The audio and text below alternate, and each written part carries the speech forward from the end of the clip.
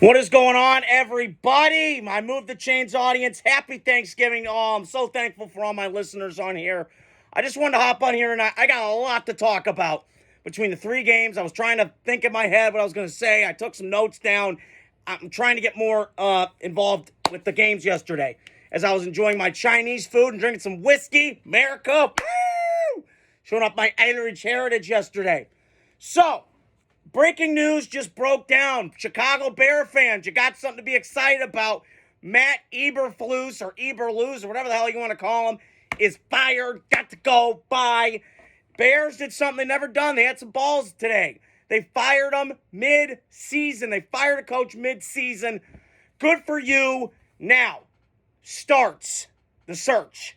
But Thomas Brown, he's been looking good as offensive coordinator. He was passing game coordinator for Chicago. Finally got the offensive coordinator nod. They all look a lot better. I'll give you that. But they've lose games right now. And I blame Matt Eberflus for that. Listen, he might be a great defensive coordinator, but what the hell was that, man? That was bad yesterday. I felt for Bear fans in that moment. All my Chicago family, I'm talking to you. Matt Schiffler, all you guys. I felt for you yesterday. I shit on the Bears a lot because I'm a Packer fan a little bit, but felt bad for you yesterday. And moving forward, I don't know what you're going to do. But I want to start with the game. So, on the Bears side of it, awful way to lose yesterday. You had the Bears, you had the Lions on the ropes, and you just couldn't pull through. And, listen, the Bears, we'll see what happens with Thomas Brown. Can he be the new head man? I don't know. I got to see what this team does down the stretch, because they are more better than their 4-7 record. I'll admit it. Like, they should be better. But they need to just get offensive line in the offseason. That's what you should improve on. I mean, but some of this is on Caleb too. Like, I'm not going to pick on him as much today. He played really well yesterday, made great throw after great throw. They got weapons in Chicago. This is not a Caleb issue. Some of it's on Caleb, no doubt. But the litany of things that Eberflus has done this year has shown me this guy was set up to fail in Chicago. And I feared this when they drafted him because of the long history of Bears quarterbacks that suck. And they've drafted high. And they've ruined them. And you better not ruin this kid. Because Bears-Packers rivalry, I know Green Bay has owned it. Like Aaron Rodgers said, we fucking own you. And he does. It's much more competitive when the Bears are in it. And I got to tell you, it's going to be a good rivalry from here on out between that. And I'll get to Green Bay in a second, who I was so impressed with last night in their win against Miami. And I'll get to them in a little bit. And the Cowboys win, I'll get to that game. But I wanted to stick on the Bears. Caleb impressed me yesterday. Now, again, I was watching my dad, who's from Chicago, and my brother. We were all sitting in the living room. And there's sometimes with Caleb, I just think, get rid of the fucking ball. This isn't college, and I said this before he came out. You can't be doing all that running around stuff, and I think he'll get better with it. Hopefully he's coachable enough. He's got some times where I'm kind of shut the fuck up and just take the coaching. But, this era doesn't love that. They don't love the tough coaching. They want the soft, pussyfooting. No, I want in your face, growling, let's go. You need to do this now. That kind of intensity, that kind of fire that's going to ignite you and not bring you down. It's constructive criticism. You need to take it. But that's besides the point. So, Bears yesterday, Jesus Christ, man. Falling backwards again. I mean, it's crazy to think a month ago, 4-2. And I'm sitting here in my head going, well, giving a couple more games easy. And then they got their division, so they could fucking slip. And what happened? Yesterday happened. And Matt Eberflus looked like Joe Biden dementia. I mean, he really looked bad yesterday. And the litany of stuff, I mean, the Colts game early in the year, 52 times he's throwing it. Come on. 4th and 1, you're running an option play. This isn't college. I mean, it's just stuff like that you just shake your head and go, what the fuck are we doing? And we're a shit show. And once again, there's no owner. There's no correlation. There's no hierarchy. You go to this guy, ding, ding, ding. Down the chart, there's none of that. You got Kevin Warren running shit? Get the fuck out of here. That jagoff doesn't even know what he's doing. And once again, Big Ten fans, you should be ashamed of this man, Bear fans, because this guy wanted to cancel Big Ten football, and that's a joke. I mean, I can't outlive that. That is just pathetic to me. He ain't it. But if you run it back with him, with this regime, I would fire the GM. I'd start fresh again. Blow this shit up. But McCaskey ain't going to do it. But if I'm the Bears, and I really don't think it's going to happen, but maybe, by snowball's chance in hell, you empty that ball to George McCaskey, and you will get Ben Johnson from your rival. And you tell him, this is all the money we got. You come. And I don't know. I highly doubt they'll do that. That's just an idea I'm throwing out. But if they do that, then maybe you got a shot. But until then, I don't see it. On the Detroit side, I wanted to get to them. It's great having you guys in tonight. I will say this with Detroit. They're 11-1, and they deserve a lot of credit. And Dan Campbell, they ripped this thing down to studs. Him and Brad Holmes are excellent. I love Brad Holmes, his energy, his fire. He just loves it. I just know he loves his players. And this Lions thing's cool. And Mike Kesnick, shout out to you, buddy. I'm rooting for you. I love you. But I'm telling you, I am hype as hell for the Lions. But I got to worry, though. And right now they're losing guys left and right on defense.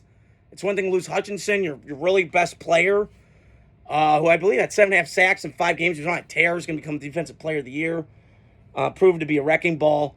But there are times with him he can disappear, but he's a great player nonetheless. But, man, I'm worried about this D-line depth of Detroit, man. Because they got gashed a little bit yesterday in that run game by the Bears, and, with not a great offensive line. But Detroit's got a little bit of a bye week. They can kind of sit. They can relax, recover a little bit. But you got the Packers coming in town red hot. And that's going to be a great matchup. I think Green Bay, honestly, could play with Detroit in terms of styles, because Green Bay's getting this physicality against Detroit. So we'll see how that game goes. But Detroit's elite for a reason. They're going to be in the Super Bowl, man, unless Philadelphia creeps up on them.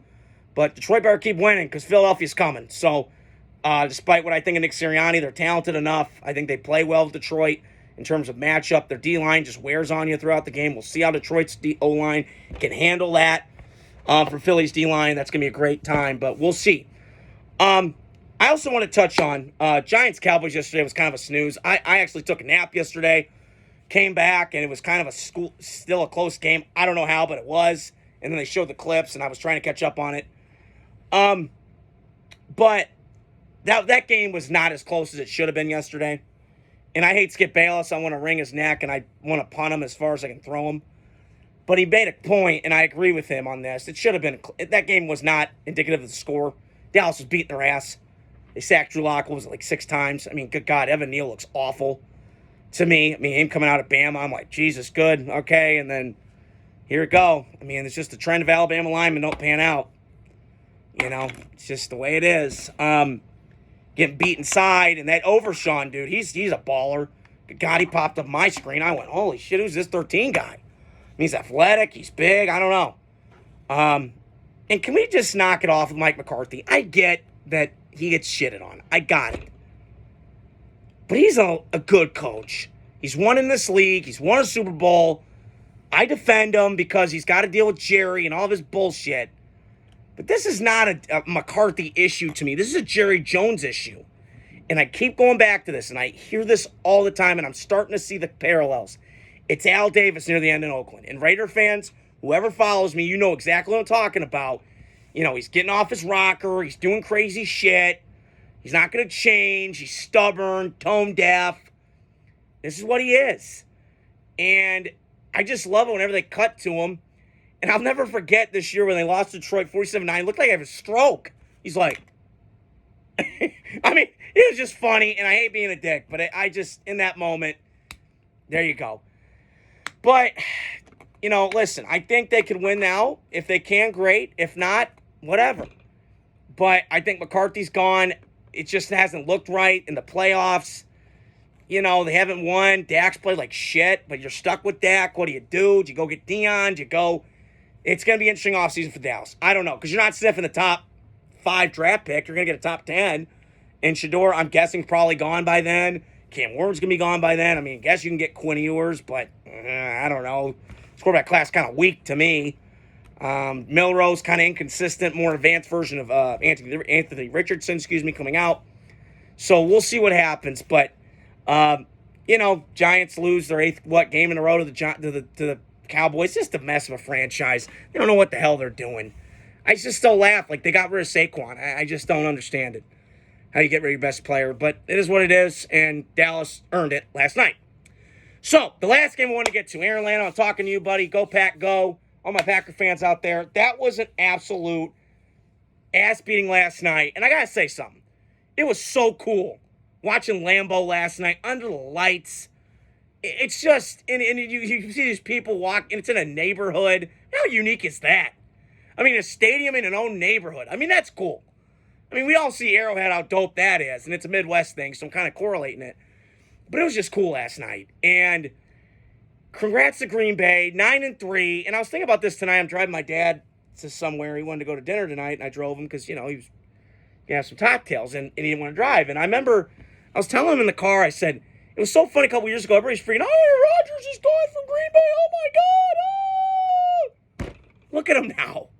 They are doing just fine, and Andy, and Aaron's rotten in New York, and it just goes to show you, great organizations win. And, I'm going to correlate it because Matt Barkley, who, wasn't a great quarterback, obviously, but he played in Carolina for a little bit. He bounced around the league, played for Buffalo, the Bears, and all that. And he was on Ryan Russillo's podcast, and I just saw a clip of it, and I thought it was interesting. Was that he had, Baker struggled there, and Cam, and our Sam Darnold, my guy. And he got there, I think it was 2021 with Carolina when Cam Newton came back and, tried generate some hype, I guess. And it wasn't 2015 Cam that we saw and loved. And he said something very important. I've heard this a lot. It starts at the top of these front offices with these organizations. And Carolina, listen, they've been bad for a while because of ownership at the top. And Dave Tepper Tantrum, David Tepper dumbass, he's hard to blame for this. And it just goes to show you a lot of owners like Al Davis near the end in Oakland. It just feels weird, tone deaf, out of touch, out of mind, doesn't know what he's doing. And I'm not to say here and say, Al Davis didn't know what he was doing. He just got stubborn near the end, and the game passed him by. And I'm not sitting here saying oh, my dad just texted me about the Raiders. I'll get to that game. Tomorrow I want to give you guys a sneak preview. I'm going to go balls deep tomorrow, and I'm going to go off. I was going to go off tonight on the Raiders, but I need a night to recover after that fumble snap. Jesus Christ. But I'll get to that tomorrow. That's just a side note I wanted to give you guys inform about. But back to my point. So I just feel like these organizations don't know what they're doing. And I just feel like the Giants are kind of in that spot with the Raiders, with the Panthers. Like, they just don't know what they're doing. And it's a shame because when I grew up, man, the Giants were really good on the defensive line, really good on the offensive line. And listen, they got some D linemen I like. I like Brian Burns a lot. I loved him coming out of Carolina. I didn't watch him a lot at Florida State, but Carolina was a good player. Kayvon Thibodeau, I thought, was a one-trick pony when he came out of college. Kind of a Mariano fastball, one pass rush move and got there. He's improved really well. And then Sexy Dexy, hitting that thing last night. He's a beast. He's a baller. So, again, I just think the Giants are in a weird spot. They're going to go get a quarterback. It's my guess. Would it be Shador? Probably. Cam Ward? I would probably think Shador. But we'll see. Shador's going to have a lot of options, I'm sure. And his dad's probably going to have a big say in it. But we shall see come draft time, and I cannot wait for that. So, the last game, as I mentioned at the top, Dolphins in Green Bay last night. What a cool game last night. And I was kind of getting off track here, but I wanted to talk about the Packers last night. And, God, what a great win by Green Bay. And it just goes to show you, organizations know what they're doing. When Aaron Rodgers was time to go, they were done with him. I love Aaron, but I'm kind of over it. He's annoying, weird, kind of bizarre. Vaccine shit, whatever. I mean, vaccine thing, whatever. But Green Bay, there's one thing you have to have. If you're a Green Bay Packer quarterback, there's one thing you got to have. Elite arm strength in that weather. Because if you have a weak arm and you're playing in Green Bay, you ain't going to win, brother. You have to have a cannon. Favre did, Rodgers did, and Jordan Love sure fucking does. And that bomb last night to Watson down that sideline showed it right there. Piercing through the wind, can get it on time, and throw dots and darts last night. And he did against Miami. And, listen, Green Bay, they got a tough matchup coming up. Now, I think, could they win? Maybe against Detroit. I think they could get if they split with Detroit, that's cool. You just don't want to lose twice to them in the season. And I said this with the Packers a couple weeks ago, like with the Vikings. Like, I'd rather split with the Vikings or the Lions than lose twice to the Bears. That's just my opinion. That's how I feel. And last night, to me, what's different about this Green Bay team now, and I was thinking about this in my car ride today, when I was at work and just kind of throughout the day, was like there's a physical thing to this Green Bay thing than I've seen in years past. When they were slinging around with Rodgers and they were winning MVPs but weren't getting the trophies, they weren't a physical football team. They're kind of finesse, soft. And that's what happened when they played San Francisco and the Giants and the Seattles. But now this Green Bay thing feels different. They can play that smash mouth football with the Eagles, with the Lions, with those kind of teams. But they also can get over the top and beat you. So they can do it a variety of ways. Matt LaFleur is an excellent coach. I think he's elite. I mean, he's in that upper echelon of coaching to me. I know I said he's overrated a while back, but revision's history. I made a mistake. I fuck up. I'm a human. But I was impressed last night with Matt LaFleur and this Packer offense and this Packer structure. And just the way they operate. To the Miami side, last night, to me, this is why I don't see Miami ever win a Super Bowl with Tua. They can't, man. And I said it at the summertime when they paid Tua. I said, look, you could go pay him. That's fine. But you have to start off like hot, like Peyton Manning did when he was with the Colts. 11-0, get home field, get a bye, play that weather. It was like 85 degrees in Miami the other day, and now it's 25. So if you ain't used to that cold, bro, I know Mike McDaniel before the game was being all cutesy, and he's a quirky little dude. He's like, well, I'm just putting ice cubes in my thing. Chuckling and smirking. Whatever, dude. That ain't going to work. Your team ain't ready for it. You're all speed, and you're no physical. You're no tough. You're no pounded. You're not like Stone Cold stunning people. You're not physical. You're not tough. You're all fat. You're all flash and all sizzle. And I get it. It's Miami, and it's beautiful ladies, and it's all that. Cool. You got to have physicalness in football. It travels, bro. It does. And Miami doesn't have it. And until they fix something. And I'm starting to see this mirror image with them and the Niners. Now, the Niners can be physical with their receivers and all that. And it's different from Miami. But you're seeing it. This offensive line's patchwork. They're not playing well. I mean, Tua last night, there were guys open. And Tua, listen, Tua's what he is. He's like Dak Prescott. Great kid. I'm not knocking him. But I would never have signed that contract for $240 million. Never. Never. Because he's never won a playoff game. And I will give Tua credit last night. He looked a lot better throwing the ball in the middle of the field last night. Because in that playoff game last year in Kansas City, we saw it. They're trying to go down the field all the time. And I think now, last night, and I give Green Bay's defense coordinator Jeff Hafley credit. He deserves a lot of credit because he's getting this defense playing at a really, really high level that they have not seen since those Super Bowl days or the Dom Capers kind of 09, 10-ish teams. They're taking the ball away a lot and they lead the league in taking takeaways. But last night, to me, proved more about Miami and their inability to play in this cold weather, and it is a fact they cannot, than I think it is. So, and shout out to Jonathan Smith last night for my fantasy team because he got me a lot of points last night. He's a great player, great find for Miami in the offseason, I believe. Signed him a one-year deal, I believe, from Atlanta, but was with New England and Tennessee. So, just to recap, Miami, it's over. Start doing shit in the offseason. Try and win out your games. Fight like hell, but you dug yourself too big of a hole. Got to get more physical. Can't just be this fast team on the outside all the time. You got to get tough yards, and I'm seeing that today. But that's all I want to talk about here on tonight. In Green Bay, recap to them. Shout out to them. 9-3, and they're balling. I think an NFC Championship game or deep playoff run can occur for them. So like I always say in my videos, hit the like, subscribe, share button. Stay tuned throughout the weekend, throughout the weeks. I got more videos coming out. Thankful for you guys as my fans, and talk to you guys soon.